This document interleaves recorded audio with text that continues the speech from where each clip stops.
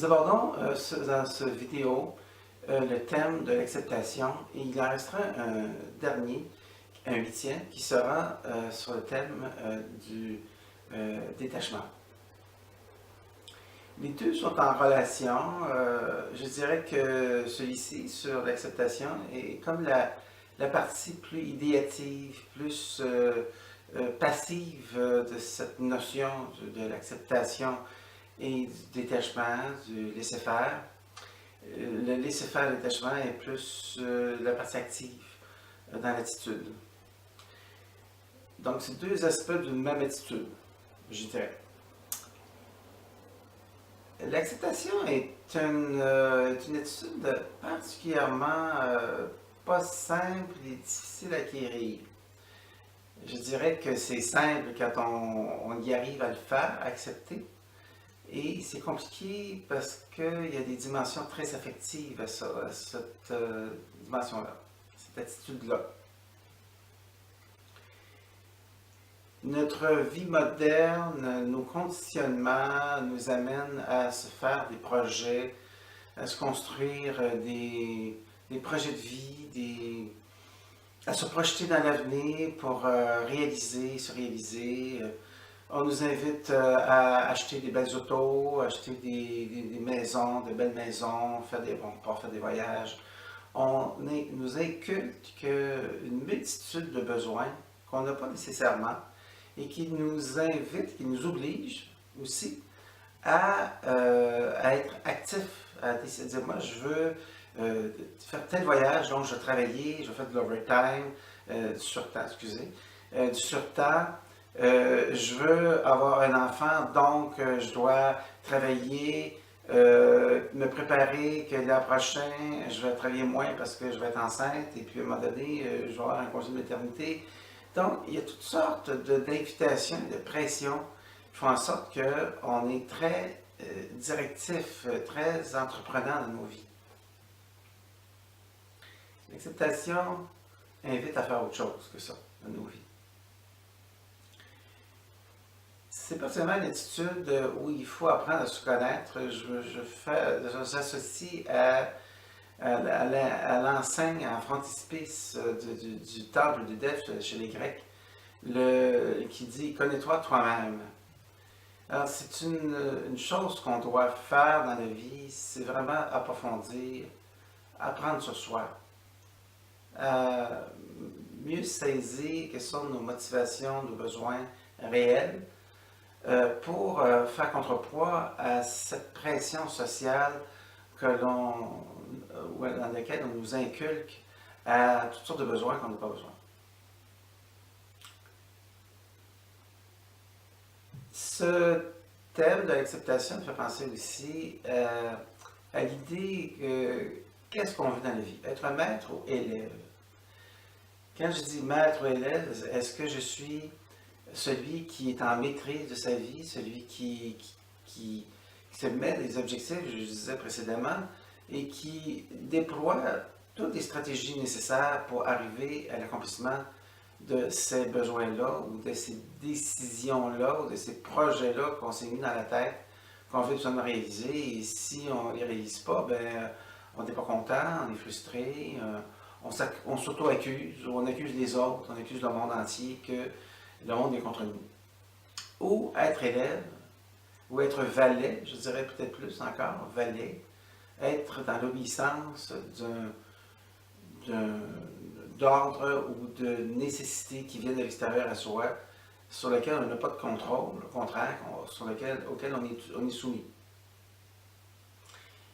La psychanalyse contemporaine, c'est-à-dire depuis Freud, la psychanalyse a beaucoup évolué, et dans une direction où on s'est ouvert à la notion de les nouvelles conceptions du monde, notamment la physique. Avec les nouvelles physiques modernes associées à la physique quantique, par exemple, ou à la physique d'Einstein, on s'est beaucoup intéressé à la complexité des systèmes. Quand je dis complexité, je dis c'est différent de complexe, de la complexité. Complexe, ça veut dire que c'est un système, c'est un objet, quelque chose qu'on analyse et qui a beaucoup de parties et puis qui est difficile à saisir. Ça, c'est un système qui est complexe. La complexité, ça veut dire autre chose. Ça veut dire que c'est un système absolument qui a effectivement beaucoup de parties, mais qui ne peut se comprendre que si on a une vision globale. C'est par la globalité qu'on peut la comprendre. Là, je vous fais un petit cours 101 accéléré. Je suis sûr que vous ne comprenez pas ce que je dis au niveau de la complexité, mais gardez ce mot-là, la complexité. Et ce système qui réagit, qui répond à la complexité, est déterminé par plusieurs facteurs. Et il y a des facteurs où on en a conscience, des facteurs où on n'en a pas conscience. On appelle ça des facteurs implicites quand on n'en a pas conscience, et explicites quand on en a conscience et puis qu'on peut y réfléchir et agir.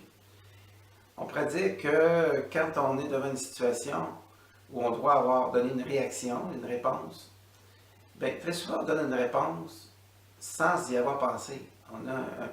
On dit qu'on a une réponse réflexe. Instinctivement, on donne une réponse à une demande. Je sais pas, notre enfant demande est-ce que je peux manger des bonbons avant de dîner. Il y a une réponse implicite qui est de changer d'air, de regarder, de dire ben non, je veux pas. Alors souvent les enfants vont nous regarder dans les yeux puis on dit rien.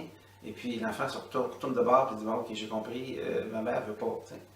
Ou bien l'autre mère qui dit ah oui, ah bon, oui, ça a le goût d'avoir un bonbon, puis il commence à faire parler l'enfant pendant les 15 minutes avant le dîner. Et de fil en aiguille, l'enfant parle de son désir d'avoir un bonbon, puis l'amène à surseoir à son besoin immédiat d'avoir un bonbon. Donc ça, c'est une réponse plus explicite, plus détaillée, plus consciente. Nous sommes des systèmes complexes, je l'ai déjà mentionné dans une vidéo précédente. Nous sommes considérés comme des systèmes répondant à la complexité, c'est-à-dire que nous, il y a de multiples facteurs qui nous influencent et puis on ne contrôle pas toutes ces... On n'est pas en contrôle de ces facteurs-là.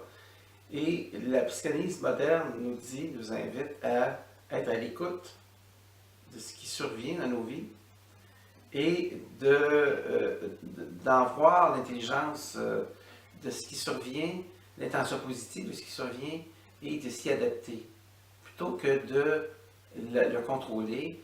Souvenez-vous, dans la vidéo où je vous parlais du Maharaja qui s'en allait dans la forêt et qui se perdait, enfin bref, qui revient, qui remercie son vizir de lui avoir fait en sorte qu'il se coupe un doigt parce que c'est ça qui lui a sauvé la vie.